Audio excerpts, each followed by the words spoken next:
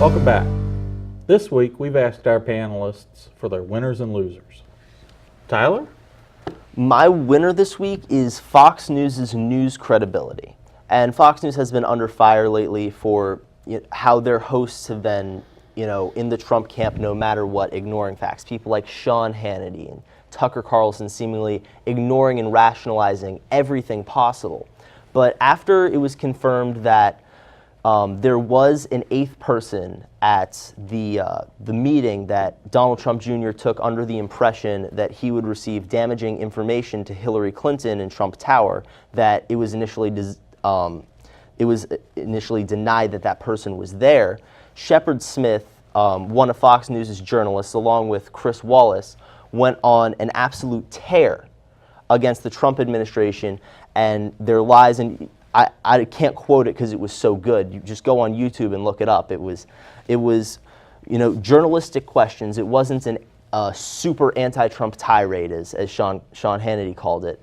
And it showed that there are still journalists out there at Fox News that have credibility separate from their commentators who have sort of been getting a bad rap lately. And my loser this week is the credibility of the left. And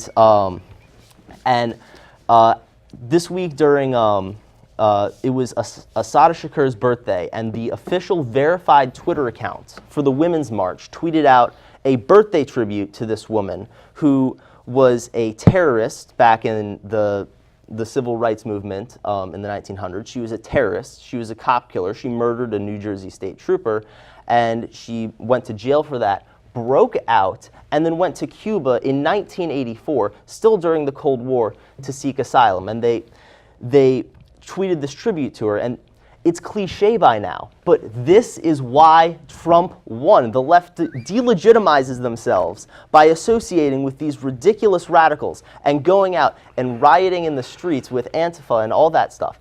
And,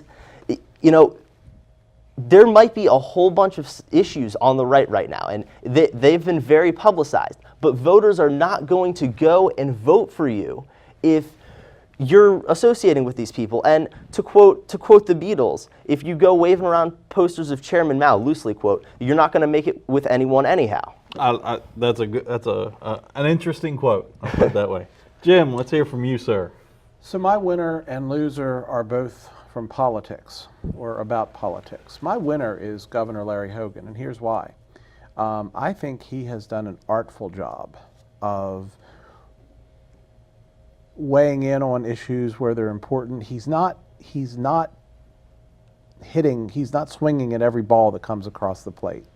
And I think that's an important thing to do. And he's let his feelings be known. There have been some bills for the first time in a long time. There was a couple, I think, that went through with no signature, but they still became law. So I think that he's been very artful in what he's done as a governor. And frankly, unless, and the propensity is there, but unless there's a major shakeup in the Republican Party nationally, or continued shakeup in the Republican Party nationally, I think he has a pretty good chance next year. And I think we are well served as a community with him at the helm for our state. What about your loser? My loser. So my loser is, frankly, the American people. And that's because of national politicians. And I think that, in my mind, and I don't want to generalize, but if you're on the left, you are blowing things out of proportion that really you're making mountain out of molehills. On the right, specifically with the Congress and Senate, how many times did we have a repeal and replace thing in the Congress? They can't get it done. Come on, that's ridiculous. And I know it's held up in the Senate, but we should have had a plan in place as Republicans for this eventuality. And maybe they're just waiting for it to implode because it is well on its way to doing that. Obamacare is. But you know what? They're not looking very good in the process. Nope. And on the Donald Trump side, he got elected, in my mind, partially because of his straight talk. And this debacle with his son in this meeting was nothing about straight talk. He blew it, and he blew it big time. Right. My winner and loser are a little bit more lighthearted than you gentlemen. My loser is the poor K5 security robot. He's been having a really hard time lately.